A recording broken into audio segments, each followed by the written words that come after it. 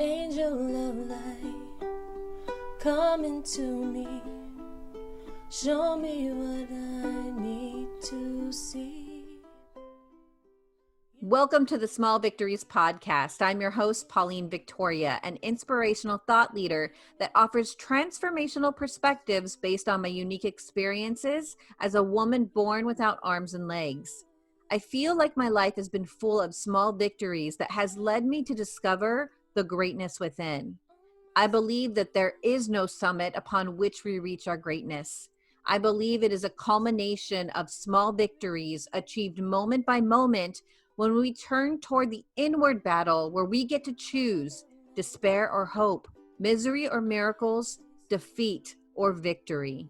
My goal is to awaken your potential, your purpose, and your power so that you can discover the greatness that lives within you. Think of this podcast as your weekly portion of tools, stories, and teachings that help you reflect on the small victories in your life. Thanks for tuning in, and let's begin. Welcome to another episode of the Small Victories Podcast. I'm your host, Pauline Victoria. Have you ever felt like you should know what you want, your voice, your message, your mission, but you're not quite there yet? In today's episode, we get to dismantle the confusion and step into clarity, courage, and visibility. My guest is Patty Aubery, the mastermind behind billion-dollar brands, former president of the Canfield Training Group, and someone who teaches women to show up and speak up. She's authored Permission Granted and created methods to help women craft keynotes, be seen, and move their message into the world. We'll unpack the secrets she's learned along the way, the biggest mistakes people make when launching their message, and how you give yourself permission to be seen so your work, your voice, and your mission won't stay hidden any longer. Patty, thanks for coming on the show. Thanks for having me. Appreciate it. I'm excited. I love that I'm interviewing you because I feel like we're very much aligned. I have a mastermind called Step Into the Spotlight, and it is basically for other thought leaders to be able to put themselves out there. And as you know, putting yourself out there and being visible creates a lot of stuff to come up and bubble up and we're confronted with our self-doubt, our imposter syndrome. So I do love that your book is called Permission Granted. So I'd love to find out from you why did you choose that title? And when you gave yourself permission, how did that shift everything for you? Well, I love to say that the day I gave myself permission, everything shifted, but that's really not the case. So let's just put a disclaimer out there ahead of time. And the other disclaimer, just so you know, I think I've already said this to you, Pauline. There's a baby in the background. I'm babysitting. I'm a grandma. So hopefully we won't hear too many coos. But really what happened for me was I had been in the publishing industry for almost, 18, 20 years. I was the president of Chicken Soup for the Soul. So I published over 300 different titles. I co-authored 14 of those titles. They were all New York Times bestsellers. And I really never gave myself permission to own it.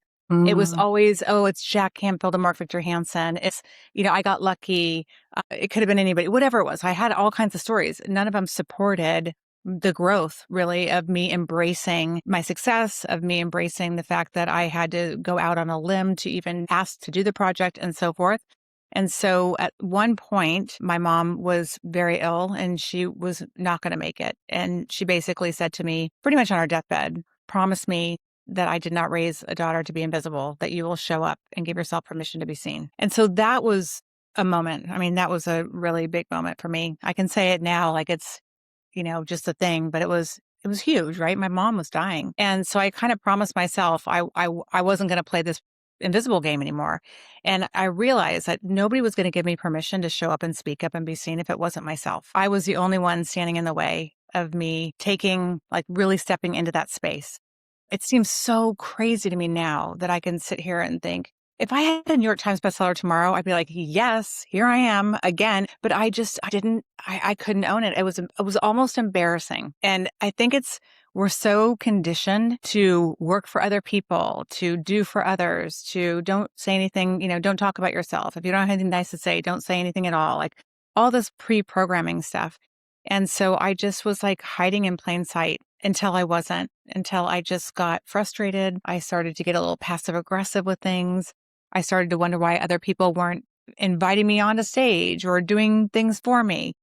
But the reality was I wasn't doing it for myself. And so I had to make a choice. Am I going to really own this, or am I going to just stay in the background and kind of talk about woulda, coulda, shoulda? After being in the self-help field for decades, which is join my podcast, take my advice, I'm not using it. So that's kind of how it all started. I mean, and then I started to give myself permission to do things, and then I would kind of retreat a little bit. It's 2 steps forward, 3 steps back sometimes, or 2 steps forward, 1 step back sometimes. But nothing happened overnight. It was a very slow move into those next steps, to be honest. It just wasn't easy. I don't think it's easy just to show up one day and be like, I can do all these things and I'm going to talk about myself and I'm going to make it feel ordinary, when it's just not what we normally do. Yeah. Well, and we have to build, right? Like right now, you and I are at a certain level, and at some point we have to grow. Otherwise, we're dying. And growing, no matter where you start, is hard. So, and I love the coos in the background. Yeah.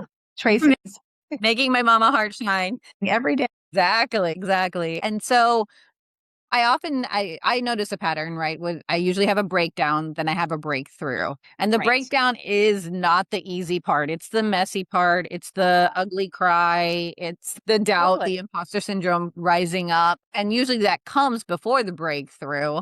So have you noticed a pattern for each level that you have broken through? Well, I think you just described it, to be honest. And the thing is, I think there's a piece that we want something. So if you're out there and you're listening and you're thinking, I want to give myself permission to go do this project, or I want to give myself permission to leave my bad marriage, or I want to give myself permission to ask for what I need, or whatever it might be, that's one piece. The other piece is then having to show up for it. So it's like, that's a whole new level of responsibility. So if I decide, I'm going to own this, I'm a New York Times bestselling author, that means I have to say yes when they call me and say, can you come and speak to 10,000 women in a stadium? Where instead I would say, no, I'm far too busy as the president of Chicken Soup for the Soul. I was turning down events like that, which is crazy. Who would do that in today's world? Who would do that then? But I didn't have any other women around me to say, you can do this, go do this. It was just me and my head and my ego and my lack of confidence from just not having the experience. I just hadn't been there before, which is why I'm out there pounding the pavement about trying to give younger women permission to show up and be seen, because you can do it if you just take the actions, because you will survive. No one ends up like splattered on the wall. I've never seen any guts explode. So if you're scared, don't worry, you won't die. Exactly. You may feel like you're dying on the inside, but tomorrow will start. Right. But then when you get to the other side and you're like, oh, I survived it. It's just that's what builds the confidence. It's taking a risk and surviving it. So, and then you do the next one, and hopefully you don't wait too long for the next one. Lots of times what I would do is I would do something scary, and then I'd be like, okay, I'm just going to go back and be the president now, where I'm natural. I'm a strategist. I love behind the scenes. I'm good. No one's seeing me, that kind of thing. So that's kind of the way it works. I mean, I don't think there's ever a day where you just kind of say, I fully arrived. Right. And I notice a lot of women, what they'll do is they will, under the guise of serving and elevating other people up, it's their way of kind of hiding behind the other person. And it sounds like that's what you were doing. And that's still a potential trap. I can still find myself sometimes, I have to ask myself, am I doing this out of service? Am I doing this because I really want this person to go here? Or am I doing this because it's convenient for me to not have to grow again? So that's a good question. It's such a fine line, Yeah, I would write that down. If you're watching or listening to this, write that down. That's a good question, that even if you choose not to get a coach or put yourself in rooms where other people can help you grow and challenge you, that's a good question to start asking yourself. Is this a convenient excuse? And it's something I do in my mastermind all the time is pointing those things out, because not everyone sees it. It's a blind spot for a lot of us. And we can justify being busy for actually taking action. Absolutely. Yeah. So in your experience with growing, because I feel like the conversation is really about how do you grow at each level, right? So first of all, people are trying to figure out, what is my purpose? What is my mission? How do I find my voice? Because that's one part. That's the first part, I think. And there's so many coaches on that, right? I'll help you find your purpose. But you're at the second part where you're like, okay, now that you have, how are you going to show up? So do you feel like people are waiting for permission from other people? And what could be one way to combat looking for permission from other people? Well, I think just acknowledging that the only thing that needs to really take a hard look at this is yourself. So nothing changes until you do is something I always say, which is not fun to listen to or hear, but it's true. If it's meant to be, it's up to me, right? It's the old school self-help. But I say surround yourself with cheerleaders. Surround yourself with people that will be brutally honest with you, that will say, you are slacking right there. You need to show up more. Not yes people like, oh, you're great, don't worry, but people that will be honest, but will remind you that you're there for a reason. And I think too, it's like, if I really get stuck in my ego and I kind of fall back, I have to think about, why am I really doing this? And if I really am showing up because my purpose is to change lives and to make a bigger difference in the world, then I have to get out of my own way. So me hiding is not going to help you, Pauline, go or think, if she can do it, so can I. Oh, good. Yeah. And so if we can just put our brains aside for a second and just know that that fear is strictly ego. And if I'm just going, if just one person hears what they need to hear, then I've done my job. And as long as I share my truth, if it just helps that one person, I'm good. I'm still changing lives. And that's where I have to just kind of give it up to my higher power. I have to trust that the universe is supporting me and realize that the only thing that gets in the way of me in that next level is me. Or me not strategically thinking about, what do I need to get to this next level?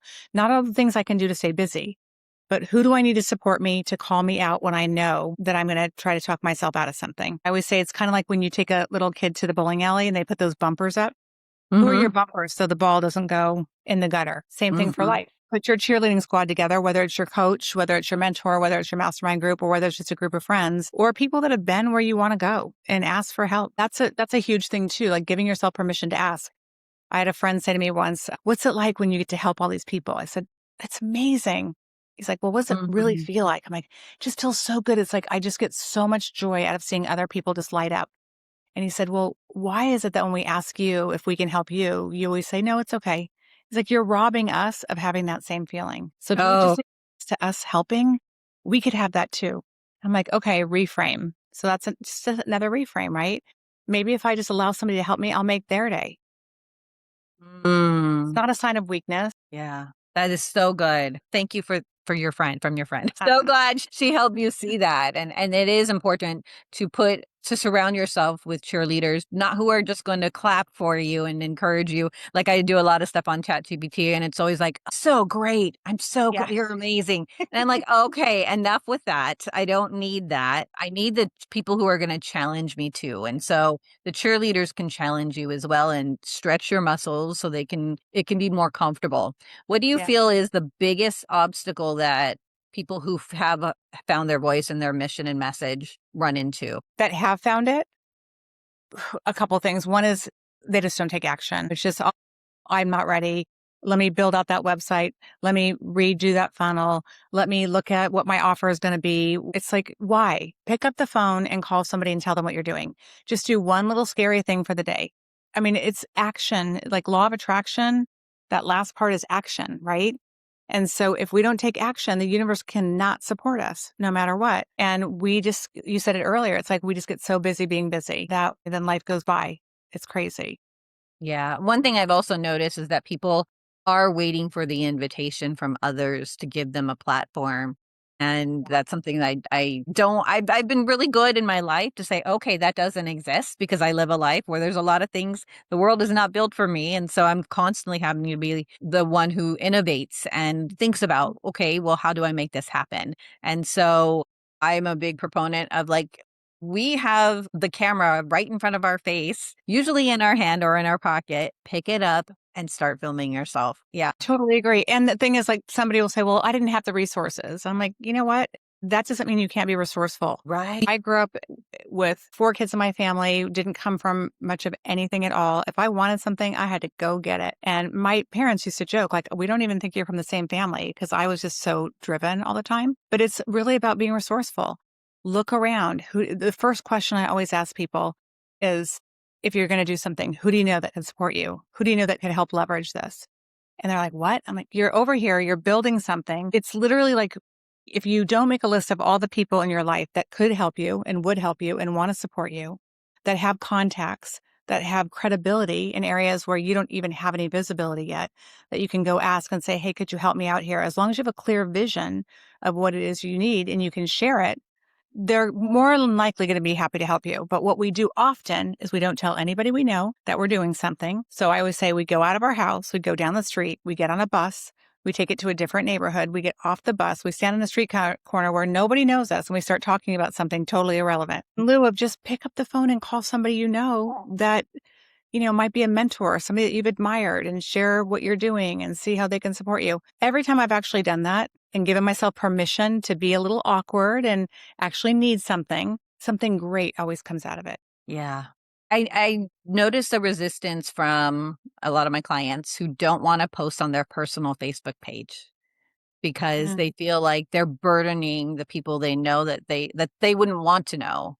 Do you think that's an excuse that is covering something deeper? I think I did that for a long time. I mean, I had by daytime, I was this chicken soup lady, and by nighttime, I was this mom and a friend to people that didn't know anything about my business. But the reality is, at some point, being 007 doesn't work. It's like I can't be this like James Bond kind of secret agent.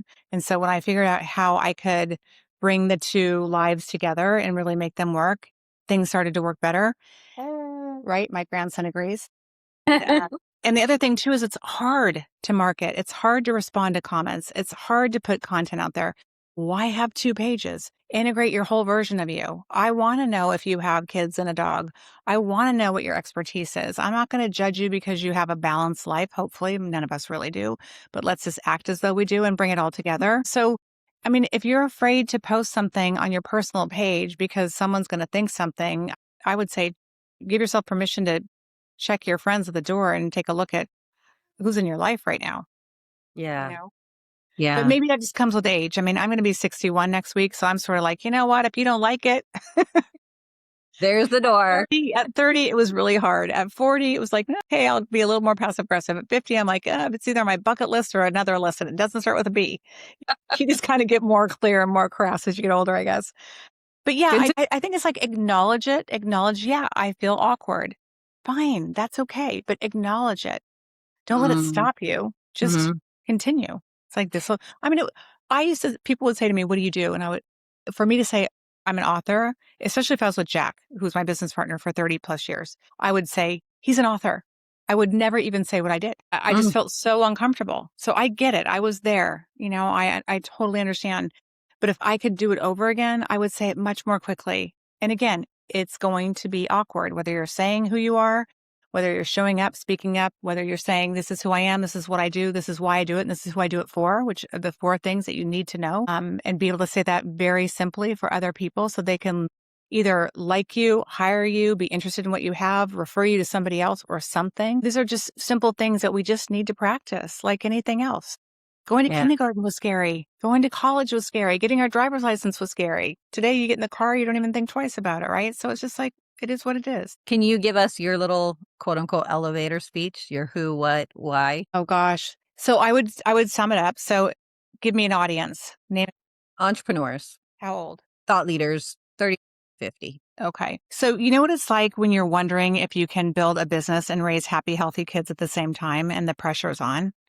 Well, what I do is I help women give themselves permission to speak up and be seen so they can have their cake and eat it too.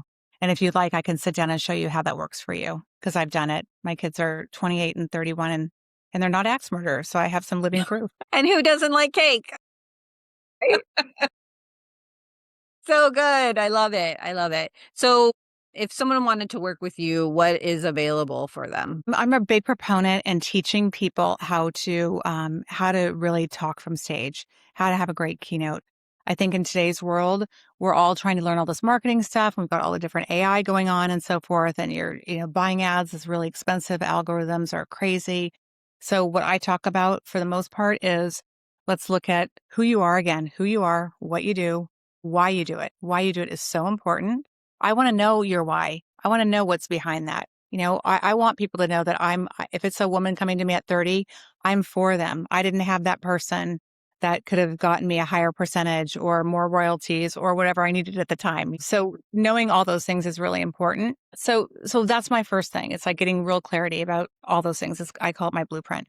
And then from there, it's like, do you want to put it in a book or do you want to say it from stage? Like, how do you want to share your message? And that's through my speaker launchpad that I love.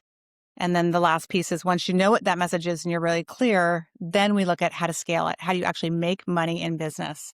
So it's not just a hobby where you're spending a bunch of money, which I see over and over again in this industry, but how can you specifically and strategically figure that out?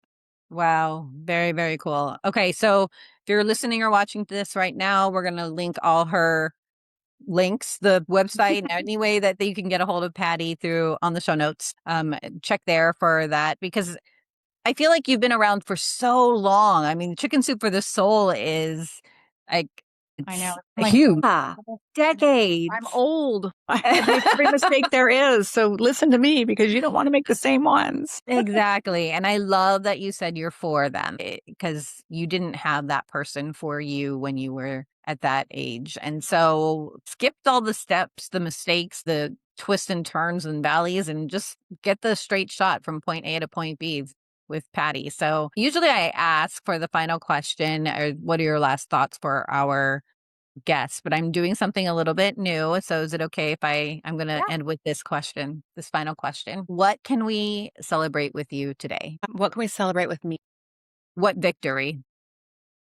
Well, actually, I just decided to get sober about 18 months ago. So to me, it's like 18 months of sobriety and being able to sort of do my life over again, crystal clear, and get to spend that time with my grandson and help other people and just be the best version of me for these last couple decades. Amazing. Thank you. Okay, we're celebrating that with you. And it's never too late. Like you're showing it right now. Yep. It's never too late Never, to ever. keep growing. And life is happening. Your grandson's right there. Phones are going off and it's all good because you're committed to the mission. And I appreciate you doing the work for yourself so you can do it for others. So any final thoughts? I would just say, like, thank you for doing this, by the way. And I love your show. I think it's amazing. So congratulations. But for anybody listening, if you have something on your mind or on your heart that you want to do, you have to go for it. You wouldn't have it there if it wasn't meant to be. And whether it's God, the universe, whatever you believe, I kind of say like, tag you're it, you've been chosen. So get on with it. Stop torturing yourself. Ask for the help that you need. Reach out if you need some support or some strategy and circle put the right people around you. Have the right circle of trust and the right circle of support. And if you do those things, then you'll be unstoppable. So why wait? Go for it. I love it. Why wait? Thank you, Patty, so much for coming on this show. I'm honored to have you as part of the Small Victories Ohana, or family as we call in Hawaii. And to you who are listening, I know you came here not just for ideas, but for a shift. The big takeaway, you don't need permission from others to step into your fullest voice. You only need to grant it to yourself. If you lean into the strategies Patty shared, you can begin to be seen in ways that feel aligned, powerful, and sustainable. Your story matters, your message matters, and every small victory, the hesitancy you overcome, the talk you finally deliver, the connection you make, leads you closer to living victoriously. Thank you for tuning in to another episode of the Small Victories Podcast, and until we meet again, be blessed. Come into me, show me what I need to see.